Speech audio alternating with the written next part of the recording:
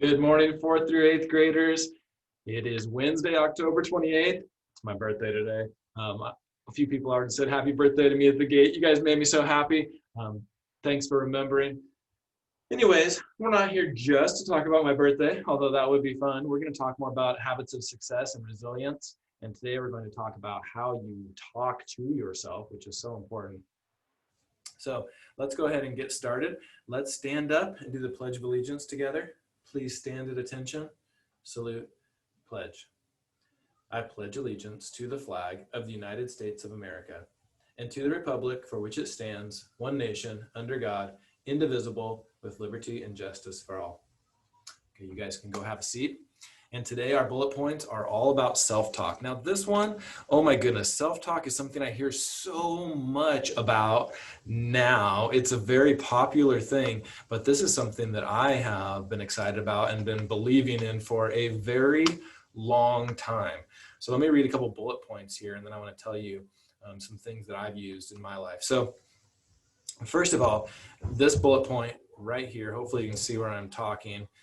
Let me just get a little thing here. So we're going to start right here, this fourth bullet point down.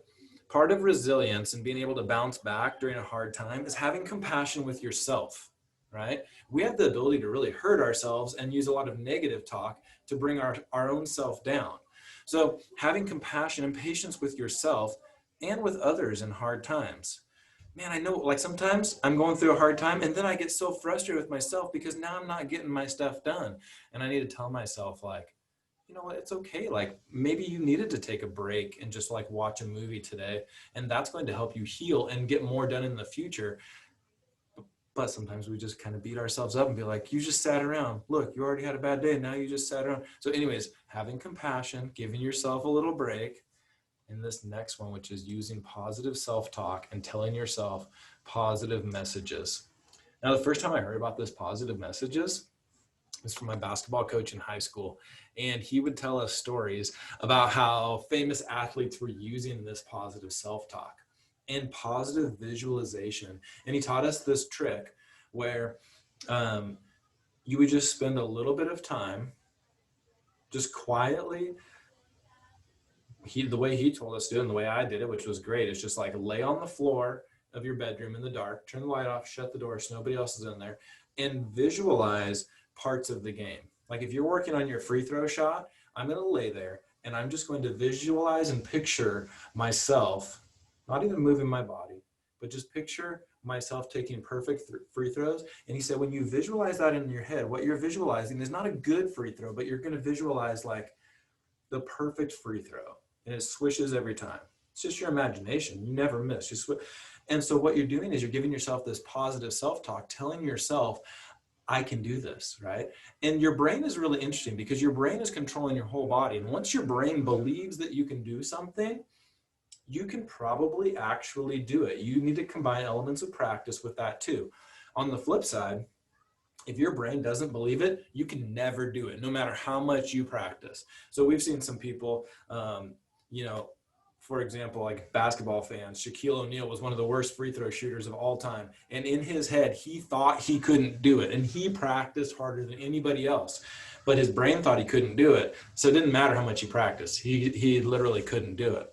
When you're going through a hard time in life, that self-talk is super important because you need to tell yourself the things that are positive and tell yourself about where you want to be in the future over and over and over until your brain starts to believe it and actually think about these things.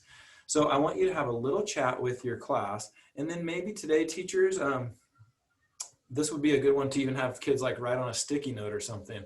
Like this goes back to like some of the positive daily mantra stuff we did before, but just like what's a positive phrase that you would like to give to yourself? Just something to remind yourself that you're going to get through it. You know, it can be something as simple as it's going to be okay, or this too shall pass, or it's okay to rest now. You'll feel better in the future. Like what's the thing that you would hope that you can say to yourself during a hard time, right? Maybe your thing goes with yesterday's, where you really know that the thing that helps you is getting help from family or friends or a support system. And maybe your positive self-talk needs to be, don't forget to get help, right? Because sometimes when we're going through hard things, we isolate and we pull back and we just spend time by ourselves. So today, let's spend a little bit of time thinking, what do you want to tell yourself? What's your positive self-talk? Share those with your class. Take a minute to write those down.